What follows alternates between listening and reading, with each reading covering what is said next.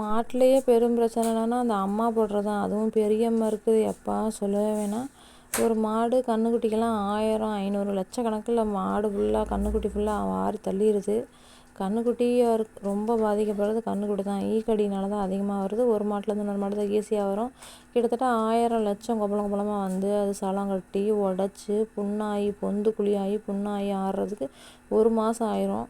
நம்ம என்ன தான் கை வைத்தியம் பார்த்தாலும் டாக்டர் வர சொல்லி ஊசி போட்டால் தான் கணுக்கால் மூட்டு வீக்கம் இதெல்லாம் தடுக்க முடியும். ஆன்டிபயோட்டிக் கண்டிப்பாக கொடுக்கணும் 2-3 நாளைக்கு.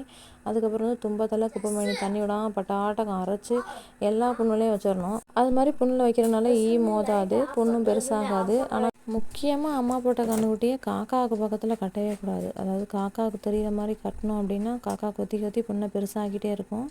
முடிஞ்ச அளவுக்கு சத்தான ஆகாரம் கொஞ்சம் அதிகமாக கொடுத்தோம்னா கன்றுக்குட்டியை ஈஸியாக காப்பாற்றிடலாம். அசால்ட்டாக இருந்தீங்கன்னா கன்றுக்குட்டி வந்து செத்து போயிடும். எங்கள் கன்றுக்குட்டி 1 மாத போராட்டத்துக்கு அப்புறம் நல்லா ரெக்கவரி ஆயிடுச்சு.